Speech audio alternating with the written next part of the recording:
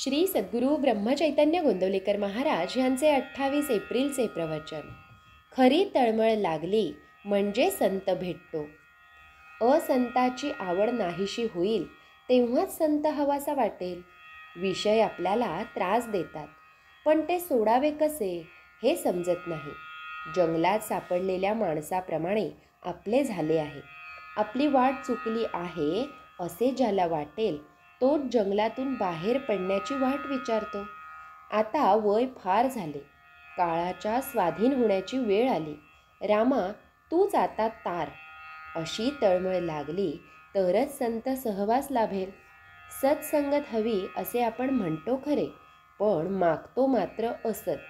मग आपल्याला सत्संगत कशी मिळेल? स्वतःला कसे विसरावे हे कळण्याकरताच संताला शरण जावे. आपले विस्मरण म्हणजे भगवंताचे स्मरण.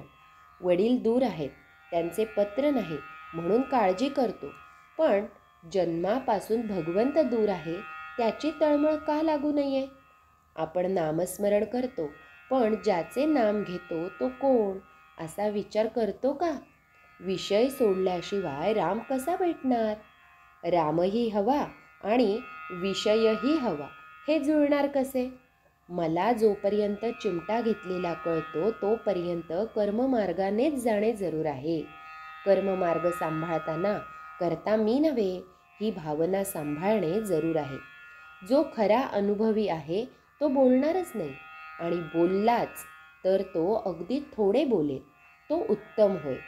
अनुभवी खरा, पण नाईलाज म्हणून जो बोलतो तो त्याच्यापेक्षा थोडा कमी समजावा. कोणीतरी बोलल्याशिवाय लोकांना कळणार कसे, म्हणून हे लोक कमीपणा पत्करूनही पुष्कळ बोलतात. परंतु अनुभव नसताना उगीच शब्द पांडित्य करणारे हे अगदी खालच्या दर्जाचे होत. ज्याला अनुभव कमी त्याला शब्द पांडित्य फार असते. जो जगाला फसविणार नाही आणि स्वतःही फसणार नाही असाच मनुष्य जगाला मार्गाला लावू शकेल. कित्येक साधू दगड मारतात किंवा शिव्या देतात, तरी लोक त्यांच्या मागे लागतात, कारण त्यांच्या शिव्या देखील आशीर्वादाप्रमाणे असतात.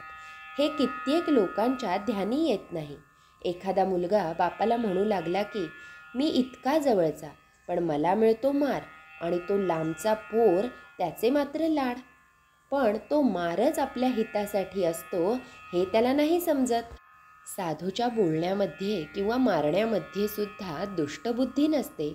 संत जे काही बोलतील ते जगाच्या कल्याणाकरताच असते. संत निस्वार्थी असतात, ते तळमळीने सांगतात, त्यावर आपण श्रद्धा ठेवली पाहिजे. संतांच्या सांगण्याचा खरा अर्थ आचरणानेच कळेल. श्रीराम समर्थ. संतांच्या संगतीत आपण गेलो की आपले कर्तृत्व संपले.